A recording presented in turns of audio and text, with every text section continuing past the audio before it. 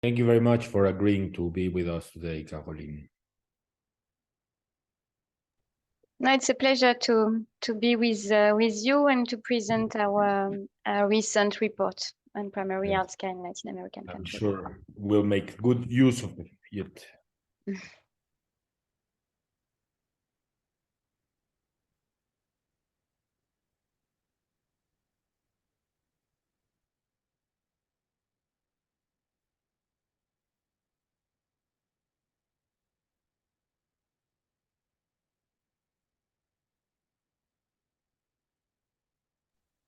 So what time is it now for you? 9 a.m. For you, it's around 5? Yeah, exactly. Afternoon? 5 p.m. End of the day for me. We used to have a daylight savings time, but it was changed. The Mm. government changed it this year, so we no longer have that anymore. So it's 8 hours instead of 6 difference. Yeah, exactly.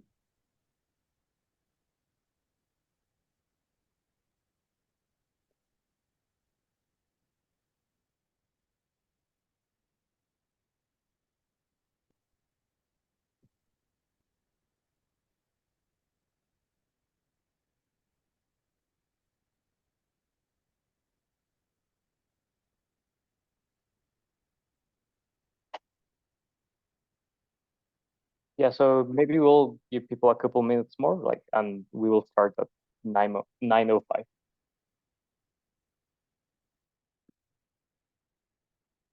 Gracias a todos y todas las que se han conectado oportunamente.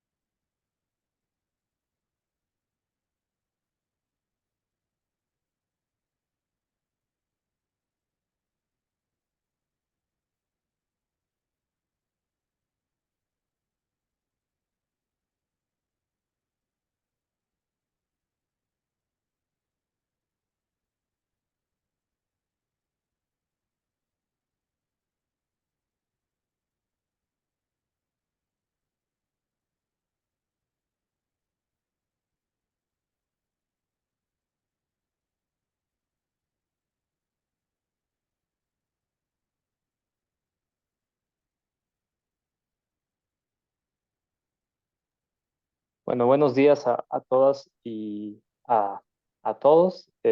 Gracias de nuevo por estar con nosotros de manera puntual. Yo soy Daniel Bernal, coordino la Iniciativa de Política Pública y Salud en el TEC de Monterrey y le voy a ceder el micrófono al doctor Gustavo Merino, líder de la Iniciativa de Política Pública y Salud en la Escuela de Gobierno del Tecnológico de Monterrey, para que nos presente a nuestra seminarista el día de hoy. Adelante, Gustavo. Muchas gracias. Muy buenos días a todos. Caroline, you speak Spanish? No. So I'll make the introduction in Spanish and then turn over to you. Thank you. Entonces voy a hacer la presentación de nuestra presentadora hoy, Caroline Berchet, en español, y luego ella ya continuar en inglés. Pues es un gusto tenerlos aquí en el seminario de la Iniciativa de Política Pública y Salud y del Instituto de la Unidad de Política Pública del Institute for Obesity Research del Tecnológico Monterrey. Hoy tenemos el gusto de tener una experta de la OCDE que nos va a hablar de atención primaria en salud para sistemas de salud resilientes en América Latina. Si algo nos mostró la importancia de la pandemia que acabamos de vivir, pero es algo que ya sabíamos, nada más lo hizo mucho más evidente, es la necesidad de tener sistemas de salud resistentes, resilientes y, por supuesto, con la relevancia de la atención primaria. Bueno, nuestra presentadora hoy, Caroline Berchet, es economista de la salud, de la División de Salud de la OCDE y trabaja una amplia variedad de temas relacionados con el análisis de datos y políticas. Su trabajo sobre datos se enmarca en el marco de evaluación del desempeño del sistema de salud y cómo mejorar el sistema de información de salud actual. y ella también gestiona el trabajo de la OCDE sobre atención primaria y atención al cáncer, y también ha estado trabajando en políticas de calidad de atención médica y en la eficiencia de sistemas de salud en los países de la OCDE. Ella tiene un doctorado de la Universidad Paris-Dauphine que explora las desigualdades en la salud y el uso de la atención médica relacionadas con la migración. Muchas gracias. Thank you very much, Caroline, for being here today. The floor is yours. Tendremos unos momentos al final para preguntas y respuestas. Gracias. Thank you. Thank you very much for inviting the OECD. I'm very sorry not to be able to speak in Spanish. So I will do my presentation in English. I'm health economist at the OECD, and I'm responsible there on the work on primary healthcare. And recently, we published a report which looked at the role of primary healthcare during the COVID-19 pandemic. So just to give you some background information, the objective of the work was to show how primary healthcare can help to strengthen health systems in Latin American countries, both to increase preparedness to future pandemic, but also to address ongoing challenges in Latin American countries. So for this report, we focused on 7 Latin American countries, 4 are OECD member states, so Chile, Colombia, Costa Rica, and Mexico, and 3 are partner countries, Argentina, Brazil, and Peru. And so to build this work, to build the analysis, we first relied on several data sources. So quantitative data sources from the OECD health statistics, from WHO, from UNICEF. And we also collected some qualitative information to have some context in each country through a policy survey that was sent to Ministry of Health. Next slide, please. So to start with, let's have a look at some key number on the impact of COVID-19 on health in Latin American countries.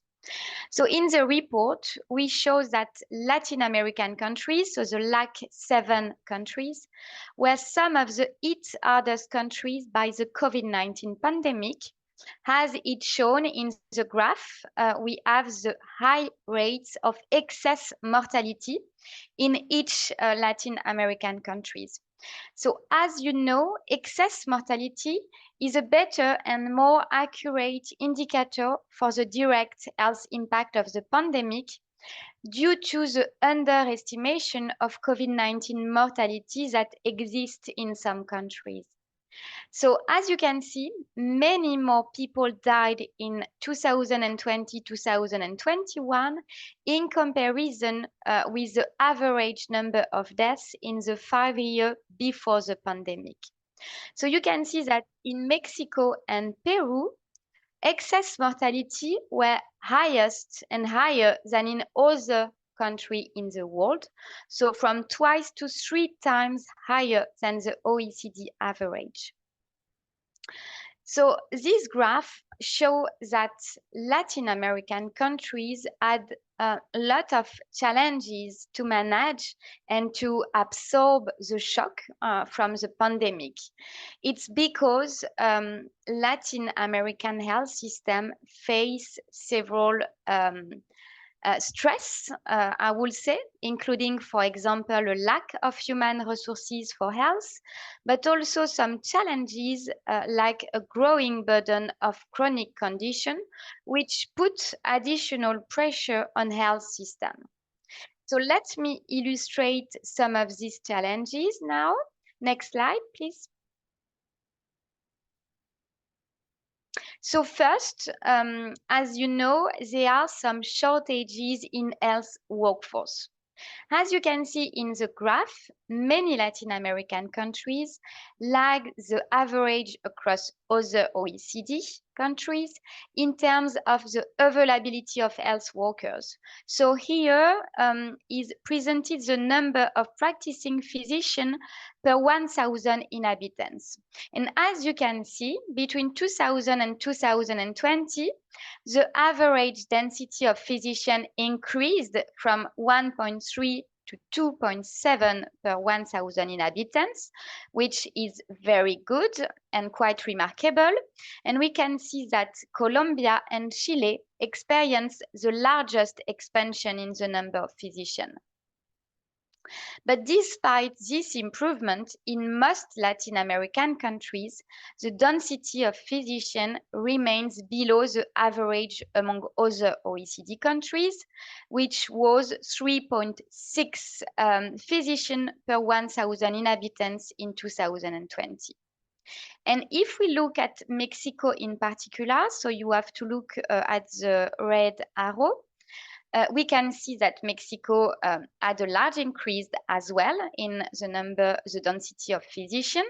It reached 2.4 physicians per 1,000 inhabitants in 2019, but again, below the average among other OECD countries. And one of the most important lessons from the COVID-19 pandemic was the absolute importance of having a sufficient supply of health workers to absorb the surge in demand. Next slide, please. Now, if we look at some ongoing challenges in the region, but that is also true in other OECD countries, we know that Latin American countries also experience an epidemiological transition toward more non-communicable disease, more chronic condition. So in the Latin American countries that we study, we show that the burden from NCD, so non-communicable disease, is increasing. So it's the most common cause of death. It's responsible for almost 80% of all deaths across the 7 countries considered in the report. And this is very close to the OECD average of 88% of all deaths in 2019. And again, Mexico is no exception to this rule.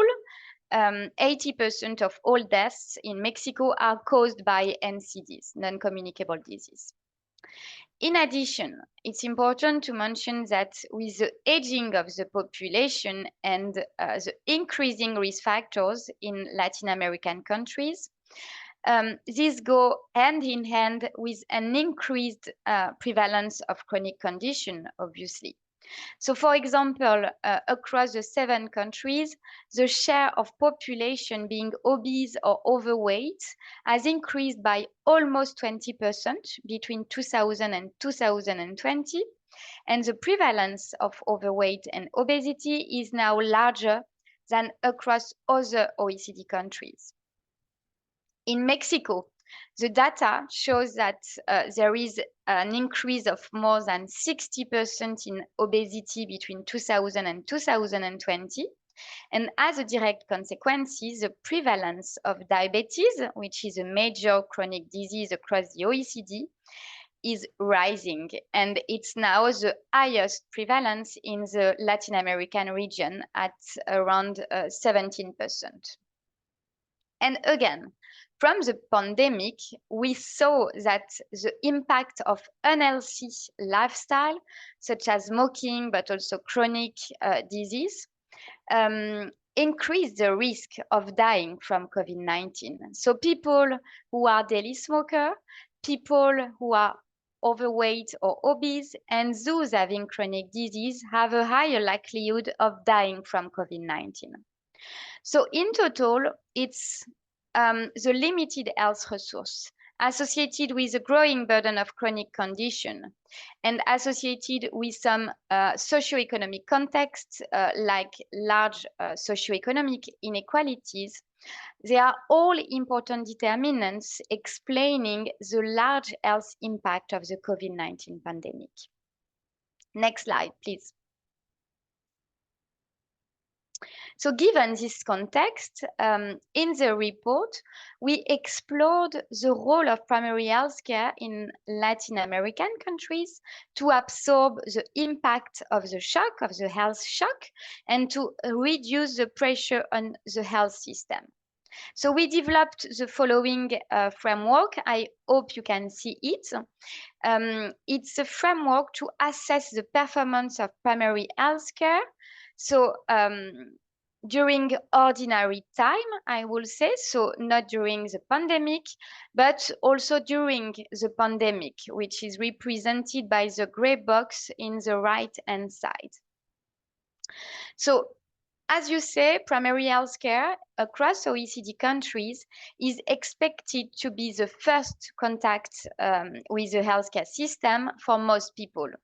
So it should focus on people and their communities. It should take into account the whole person and provide comprehensive care in a coordinated way with secondary care. And this primary health care should recognize not only physical, but also psychological and social dimension of health and well-being. And when primary health care meets these conditions, they are well positioned to carry out three core functions which relate to prevention. So the first core function is primary prevention, so such as providing health promotion and routine vaccination. The second core function is secondary prevention, including providing regular exam and screening to identify disease at an early stage. And the last core function is tertiary prevention, so delivering routine care for underlying health conditions. And these three core functions during ordinary time have key linkages with the ability of countries to respond effectively to the COVID-19 pandemic, as you can see in the right-hand side.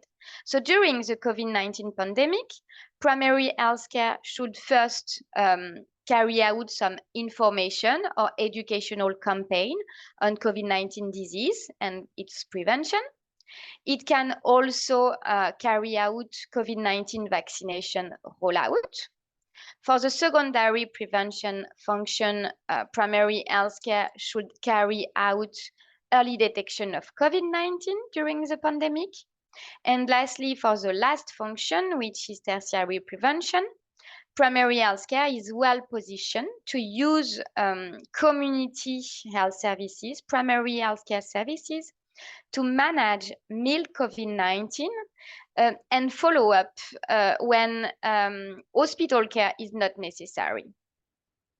So overall, the framework shows that when primary healthcare focuses on these three functions, it helps to improve the overall health of the population before a pandemic. And this will increase the capacity of individuals to protect their own health and to enhance individual preparedness. And also, during an emergency, with these three core prevention functions, primary healthcare increases the resilience of health system because it helps to meet both non-COVID-19 needs and COVID-19 needs. And this obviously will reduce the pressure of the entire health systems and notably on secondary care like hospital. Next slide, please.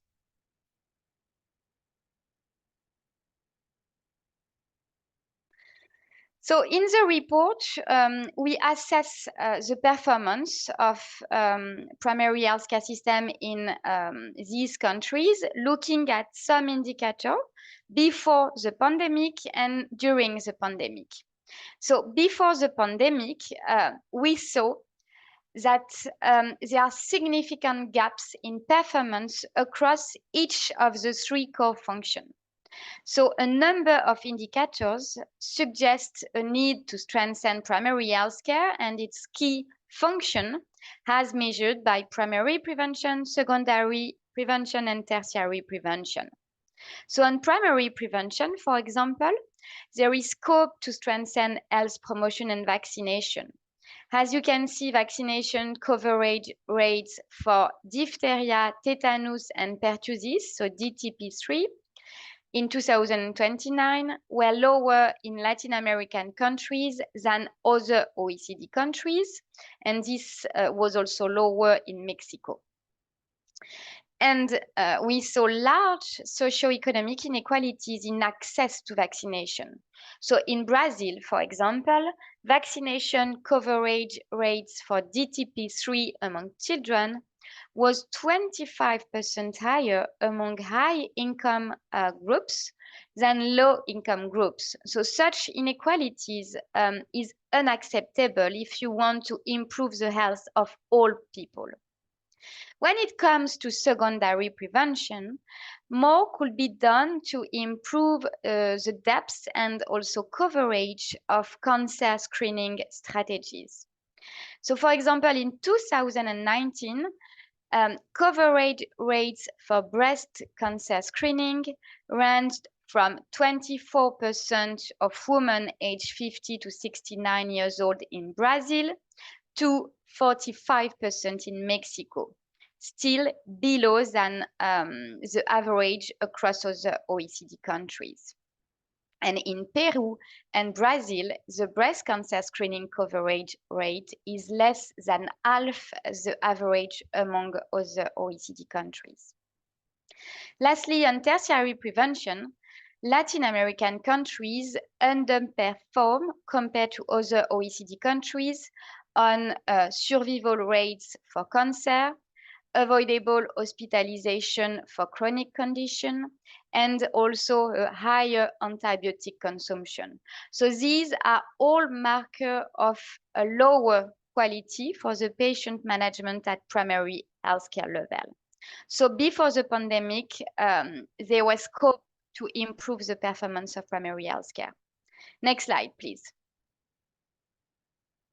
So this is just illustration on the primary prevention. So for Mexico, we can see that Mexico is yet to achieve high vaccination rates among children. So here is DTP3 and measles. So if you look at measles in particular, so it's the light blue in the graph, yes. You can see that Mexico displays the lowest vaccination rates among children aged 1 at 73% compared to 90% for the Latin American countries average. Next slide, please. And this is a second illustration for the secondary prevention. We can see, however, that in Mexico, the breast cancer screening rates is the highest among the Latin American countries. So it's at 45% of women aged 59 screened for breast cancer. So this is higher than the Latin American countries average, but still well below the average among other OECD countries at 59%. So clearly, some gaps in performance in primary healthcare before the pandemic. Next slide, please. The good news is that several policies have been implemented to absorb and strengthen primary healthcare during the COVID-19 pandemic, which helped to recover from it. So all Latin American countries have implemented some innovation in primary healthcare, which are comparable to other OECD countries. So I give you some examples. So for each core function. So on primary prevention, some Latin American countries have used primary healthcare to create information campaign or awareness on COVID-19 risk. This was the case of Peru, Argentina, for example, where community health workers provided information to patients, community on the disease and how to prevent from the infection. We can also see successful COVID-19 vaccination program that were implemented at primary healthcare level in Chile, Argentina, Peru, but also Brazil or Costa Rica. On secondary prevention, we show that, as in other OECD countries, the COVID-19 testing in primary healthcare was limited at the start of the pandemic due to low capacity, but also a lack of guidelines on protocols on diagnostic testing for primary healthcare. But this was common to all countries. Costa Rica is, however, a good example where primary healthcare were responsible for the detection and investigation of cases. In Argentina, also, the Detecta program rely on the network of primary healthcare to carry out COVID-19 testing. Lastly, on tertiary prevention, despite some initial delays to adapt to health emergency, all countries have implemented comprehensive adaptation to primary healthcare to manage COVID-19 in the community. So Mexico is a very good example with the implementation of the respiratory care module, but I will talk about it later. In Chile, also, primary healthcare was responsible for some home visits to follow up with some COVID-19 cases. And in Argentina, Brazil, and Colombia, the use of telemedicine helped to support home monitoring of COVID-19. So these are all good practice. Next slide, please. If we now focus on the experience from Mexico particularly, the policy survey that we sent shows that primary healthcare had a relatively limited involvement in the two first prevention functions, so primary and secondary prevention, but more on the tertiary prevention, so to manage COVID-19 cases in the community. So on primary prevention, the Mexican health authorities focused on reaching out people living in remote and marginal urban areas by deploying community health promotion brigades or clinical care units with primary health care provider. So this was a very good example where health promotion brigades, in coordination with primary health care, were responsible for educating the population on COVID-19 risk factor, making initial health exam to refer the population to the health unit. However, Mexico is one of the rare countries where primary healthcare services was not involved in the vaccination strategy. Then on secondary prevention, it's very similar to other countries. At the beginning of the pandemic, the limited testing capacity had an impact on the detection and tracing strategy. And obviously, this affected the adequate isolation measure, I will say, and contributed to the spread of the COVID-19 pandemic. And lastly, on tertiary prevention, as just said, Mexico made comprehensive adaptation to primary health care, even if the initial response was very hospital-centric. But the respiratory care module was responsible for treating suspected but also confirmed cases of COVID-19.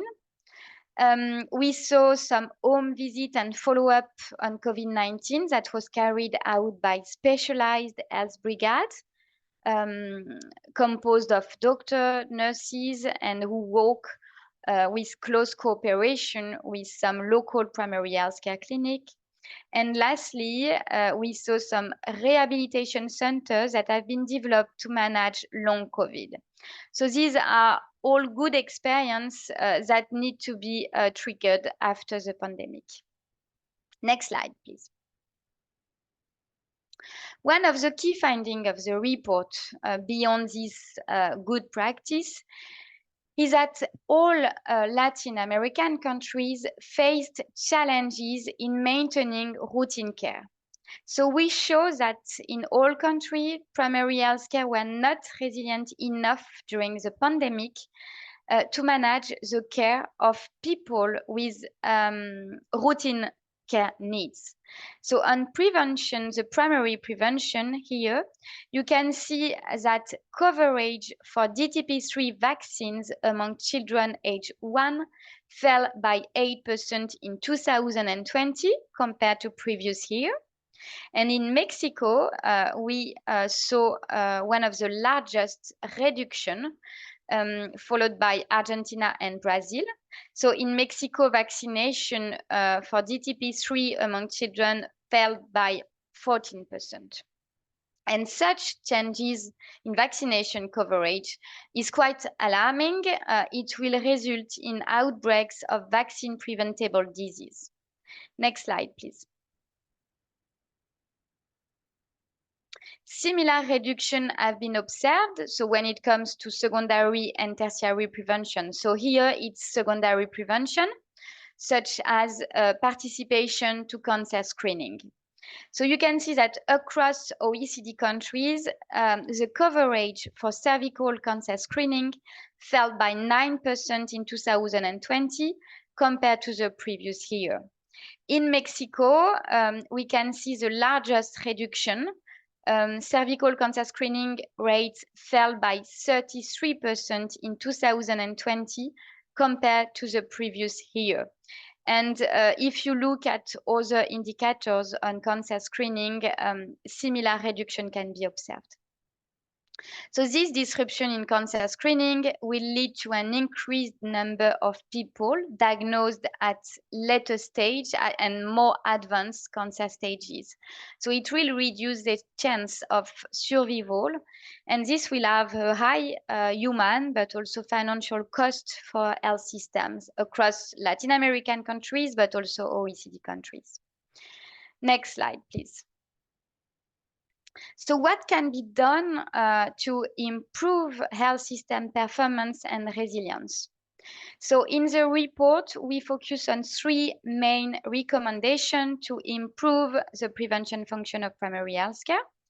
So the first one is to make sure that there is a strong gatekeeping function for primary healthcare with a systematic patient registration and a referral system to access to secondary care.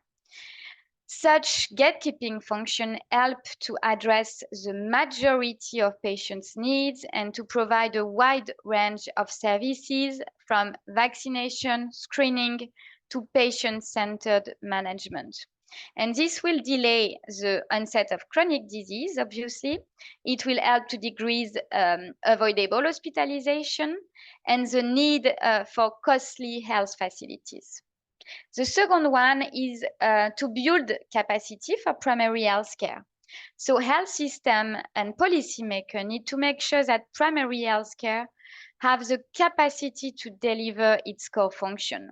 So they need the right equipment, the right incentives, and the right training. And the last one is to invest in health workforce planning, given the existing workforce shortages, as I mentioned in the beginning of my presentation. So this will require better workforce planning, obviously, but it can also be tackled using an expansion of some health professional. So expanding the role of nurses or community health workers can help address some workforce shortages.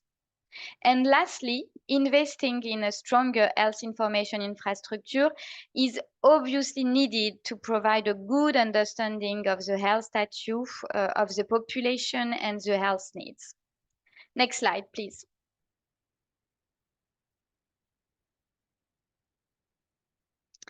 So to conclude, I will say that investment in primary healthcare generates good return for society. It increased population health, it improves the performance of health system, and increase the resilience in case of future health shock. And building resilient health system requires investment in primary health care. So investment in the key function, of course, but also in the workforce and the health information infrastructure. And as I already mentioned, all the innovation triggered by the pandemic should be maintained. Next slide. Thank you. Over to you. I hope I was not too long. Over to you. Thank you very much, Caroline. I think your presentation was very illustrative. It's a very good and interesting report that I think we should all read carefully.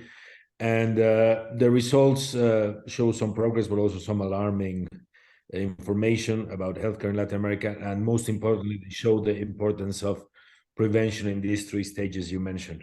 We will now open the floor for questions.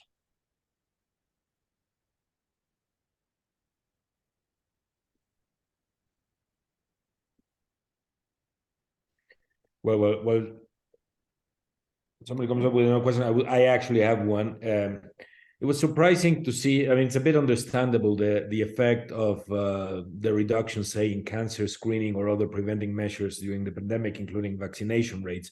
You see it everywhere, but of course, some countries were much worse than others in terms of keeping up with the prevention features. Why do you think that happens? Why were some? I mean, obviously, some people were going less to health centers. They were scared, and also many health centers were converting to COVID health centers. But how do you explain these important differences across countries? I don't know if you could have some thoughts on that. But it's hard, to find causal relationship, obviously, but it's a mix of different factors. So as you just mentioned, people were feared about catching the virus, so they didn't go to the health center.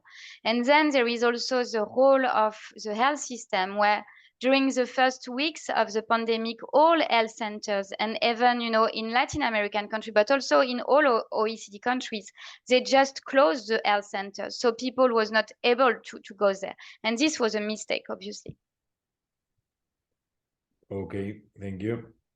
There's Abril Campos has a question, and Daniel Bernal also. Abril.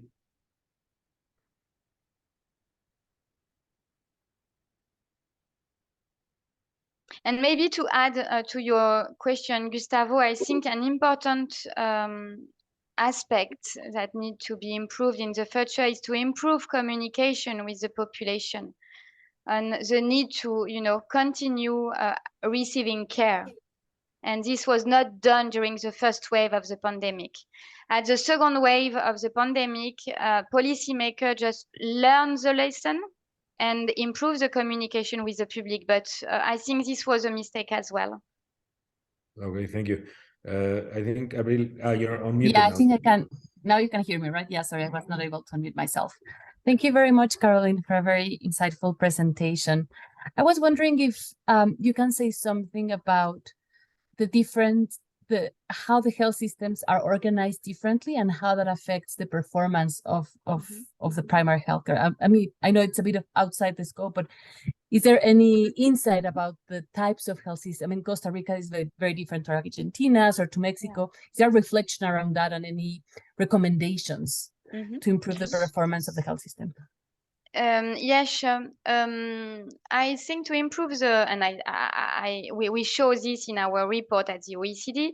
We show that some innovation in primary healthcare organization are necessary to improve the performance. So the first one is to move from solo practice organization to multidisciplinary practice.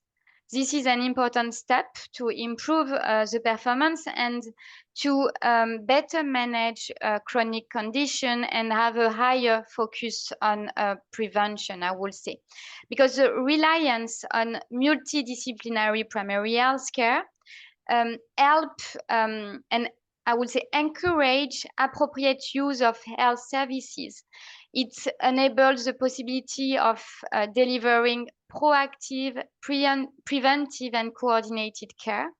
So I think this is one big recommendation from our work at the OECD. And the second one is the question of incentives for providers. So we show that health systems need to move from fee-for-services payment system to some payment systems that encourage comprehensive care, following the patient over a long time of period to improve the focus on prevention, improve the focus on quality of care. Fee-for-services do not allow this, actually. So I'm not saying that we need to stop fee-for-services, but we need to have a blended mix of payment system. Thank you. Daniel Bernal has a question as well. Mm-hmm. Thanks again for your presentation, Caroline. And it's kind of linked with Ariel's question. So when you showed us the framework on primary healthcare, like in normal times, most of primary prevention is individually focused, and then in COVID, like the focus of the actions have to shift into public health function, and usually, like primary care, or at least in Mexico, is like clinically oriented. So what do you think that really works so that primary prevention can be able to perform these public health functions, like such as communication and contact tracing, et cetera, et cetera? For your question, I think that to make sure it works and to make sure that primary health care, provides some public health function, we need to have a more integrated health system. So public health need to work in collaboration with primary health care. And so, for example, the question of mental health is also important. And we can see that, the silo between health system is too huge today in all regions of the world. So in some countries, for example, I have Slovenia in mind, but they provide very good example of public health teams being included in the multidisciplinary primary health care team. So they work in a coordinated way, and it has helped during the pandemic, They add the resources to have and to carry out this prevention function. So I would say better integration between health systems, and not to have a silo between public health, primary health care, and hospital care, and mental health, and long-term care, Today, it's still the case.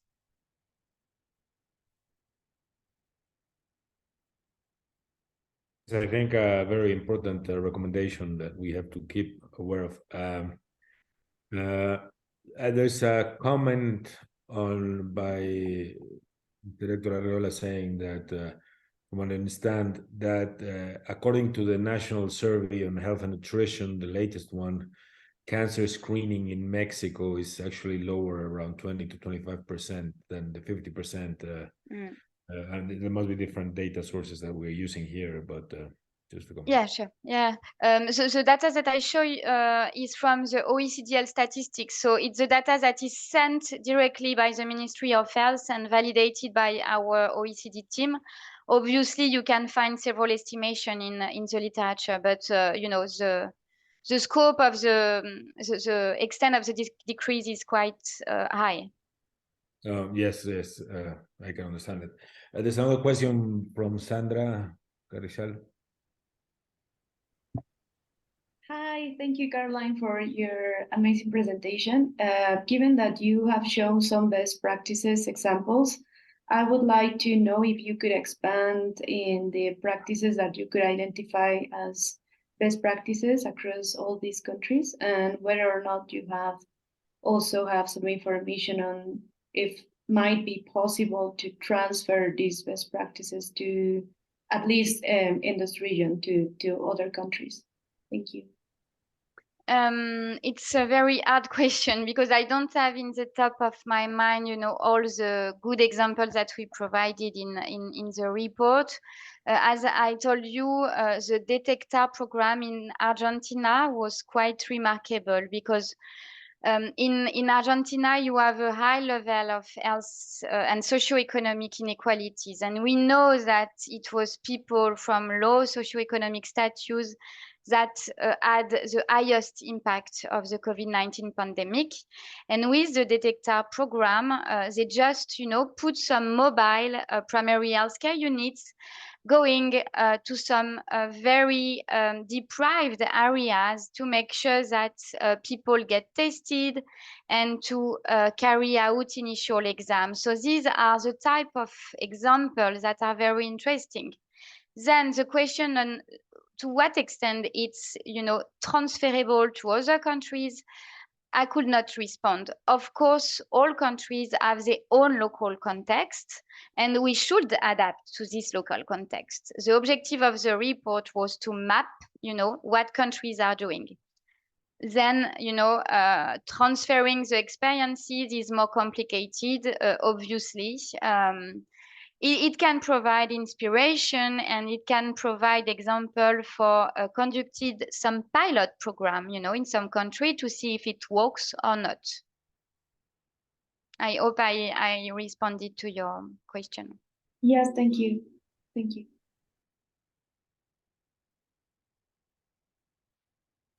I don't see if there's any other question. Daniel, do you see any other questions? No, there's no hands. Well, I don't know, Caroline, if you would like to make a final comment or before we head out. No, thanks. I already talked too much. I'm very sorry for the long presentation because, it was quite long. I just realized, but I hope it was interesting for your group. No, I don't think you have anything to apologize for in the terms of the length, because I think it was a very illustrative presentation. I always find the OECD reports quite revealing, and it's very useful to compare with between countries and to find the best practices. So I'm sure we will, most of us will probably take a look at the report and read it carefully. Don't hesitate to contact me. Should you have any question, I will be pleased to follow up, of course. Thank you very much. We appreciate that. So thank you all thank you, Caroline Berchet, for this very interesting, valuable presentation. And thank you all for participating in this seminar from the Initiative for Public Policy and Health of the School of Government and Institute of Obesity Research at Tecnológico Monterrey. And we'll keep you abreast of our next events. Thank you all. Thank you, Caroline. Bye. Again, all the best. Thanks. Bye. Thanks. I'm actually speaking out, bueno, ya fue Caroline, entonces hablaré en español. Entonces, acerca de siguientes eventos, bueno, quisiéramos invitarlos a propósito del COVID-19, esta presentación de libros